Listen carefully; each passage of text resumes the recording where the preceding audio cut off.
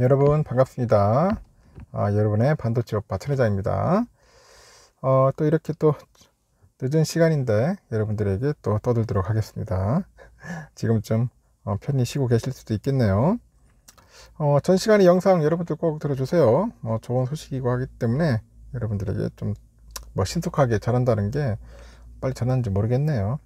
하여튼 놓치지 않도록 해주시고, 아직까지 1교시 영상도 시청 안 하신 분들이 있더라고요. 시청하시고 꼭 댓글, 출석 댓글 인증을 하셔야 돼요. 인증을 하셔야지 제가 보고 하나씩 체크하도록 하겠습니다. 아주 흥미로운 이야기입니다. 지금 미국에서 6월에 그 소비자 물가 지수 있죠. 이게 상승률이 2년 내 최저치를 기록을 하고요. 경제 지표들이 이제 미 경제의 견조함을 시사하는 가운데 월가에서는 이제 경기 침체 전망이 줄어들고 있어. 침체 온다고 난리치더니 줄어들고 있습니다. 줄어들고 있고, 결국 장밋빛 전망이 커지고 있어요. 어떤 정신 나간 놈은 보니까 주식 다 팔았다, 경기 대폭락 온다, 그런 소리 하는 사람이 있더라고. 지가 또 전문가라고 나와가지고 하는데, 참 보면 웃겨요. 보면 진짜 말도 안 나옵니다. 모르겠습니다. 본인이 유튜버인지 무슨 작가라고 하는 놈인데, 하여튼 보니까 자기는 주식 다 팔았다, 결국은 세계 침체 온다, 막 폭망한다, 그런 식으로 겁을 주는 사람도 있어요. 아무도 몰라 솔직히. 어떻게 그걸 다 예측하고 합니까? 지가 신이야? 신도 모를 수도 있습니다. 또 이거는 인간의 그런 심리, 이 심리가 결정체가 제가 볼 때는 주가인 것 같아요. 하여튼 미국에서는 그래요. 지금 약간 장밋빛 전망이 좀 나오고 있어요. 야후 파이낸스에 보니까 그 골드만삭스의 수석 이코노미스트 같더라고요. 이날 보니까 내러티브의 전환이다, 이런 투자 메모에서 최근에 데이터가 인플레이션을 수용 가능한 수준으로 낮추는 것이 경기 침체를 촉발하지 않을 것이다, 그래서 우리의 확신을 강화했다, 그렇게 언급을 하더라고요. 골드만삭스는 이날 미국이 12개월 이내 경기 침체를 겪을 가능성을 25에서 한 20%로 이제 내렸고, 월스트리트 저널이 집계한 컨센 전망치보다 54% 정도 훨씬 낮은 수준이더라고요. 그래서 그 하치오스가 그래요. 특히 실업률 하락, 소비자 심리가 거의 2년 만에 최고 수준에 도달했고, 주간 실업수당 청구 건수도 그 상승 추세의 반전이 경제력의 주요 신호다. 그래서 미국 경제의 건전함을 강조했다. 미국 경제의 건전함. 미국 경제가 건전하고 탄탄하면은 나쁠 거 하나도 없지. 그 영향이 고스란히 우리 대한민국으로 옵니다.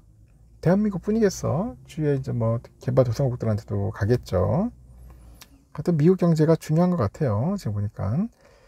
향후 몇 분기 동안에 약간의 둔화를 예상하는데, 이는 주로 실질 가처분, 개인소득 증가가 순차적으로 둔화되고요. 특히 10월에 학자금 부채 상환 재개를 위해서 조정될 텐데, 은행 대출 감소로 인해서 지연 때문이다, 그렇게 이야기합니다. 근데 그러나 거기 금융 상황의 완화, 주택시장의 반등, 공장 건설의 지속적인 호황은 모두 미국 경제가 추세보다 낮은 속도이긴 한데 계속 성장할 것임을 이제 시사한다고 하죠.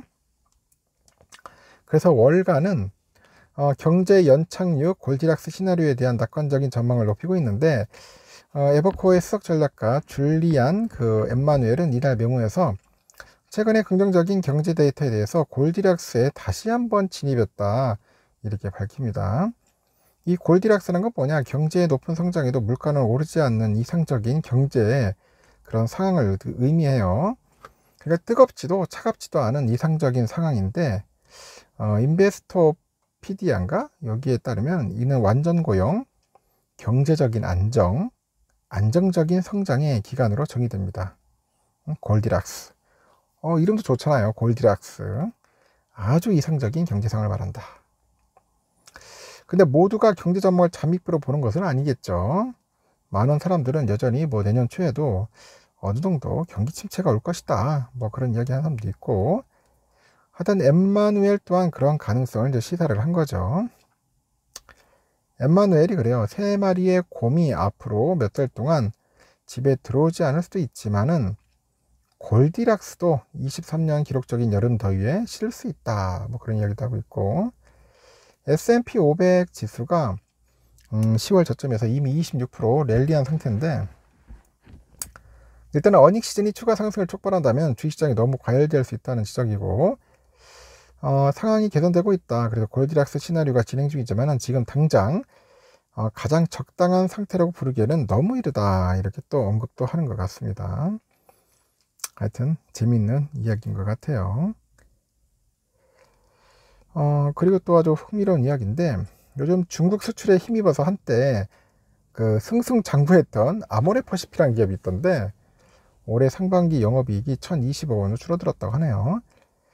중국 경기가 한창 호황이던 2015년 상반기 4,860억 원 비교해 보니까 4분의 1 수준으로 떨어진 거야. 과거에 그 수출 분량의 80%가 중국을 향했는데, 최근에는 50% 수준으로 낮아졌다고 하네요. 마땅한 대체 시장을 찾지 못한 결과고, 그리고 18일 포스코홀딩스는 올 2분기 잠정 영업이익이 전년 동월보다 38% 정도 줄었다고 공시를 하네요. 포스코 측은 실적 악화의 주요 원인으로 중국 시장의 철강 부여 수준을 뽑았다. 그렇습니다. 별로 안 좋아요. 포스코홀딩스도 보니까.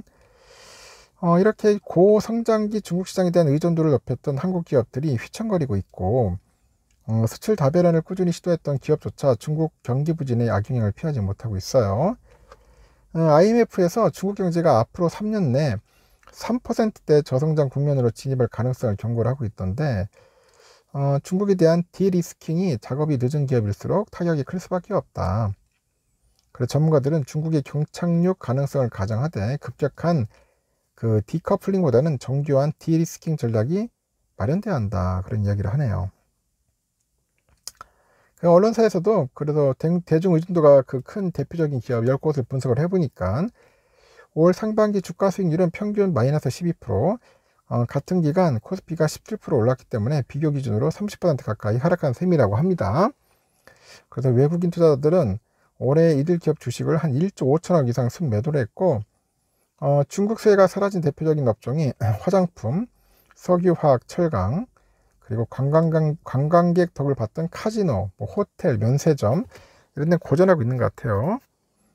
하여튼 중국 내수 시장에서 한국 영향력이 축소되고 있다는 점에서 중국 경기가 회복된다고 해도 과거처럼 무역 수지 흑자폭을 넓히기는 쉽지 않을 거라고 하는 것 같습니다. 하여튼 중국 시장이 안 좋다는 거예요, 여러분. 참고하시고 투자를 하셨으면 좋겠습니다. 오히려 요즘 보니까 뭐 한국이 더 좋은 것 같아요, 보니까. 하여튼 2차전지 쪽에 돈이 말리다 보니까 많은 분들이 그렇게 또 생각을 하는 것 같습니다. 일단 여기까지 하겠습니다. 나중에 마지막 방송 때 뵙도록 해요.